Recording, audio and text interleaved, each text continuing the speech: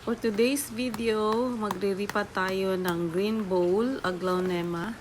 Ayan, sobrang sakit na ng kamay ko dyan. Ang tigas-tigas kasi ng pot niya. Sobrang tigas. Kaya nahihirapan akong tanggalin siya sa pot. As in, sobrang matagal ko natanggal yan bago natanggal. Ayan, natanggal ko na rin sa wakas. Tingnan nyo yung kung anong itsura ng puno nang siya ng mga ugat. Sobrang halos, ugat na halos lahat nakikita mo. Kaya niriripat ko na siya. Ayoko namang i-propa. Next time na lang pag i-propa ko yan. Malamang pag i-propa ko yan, ibababad ko muna sa tubig para hindi siya matigas tanggalin. Kaya ayan, lilinis.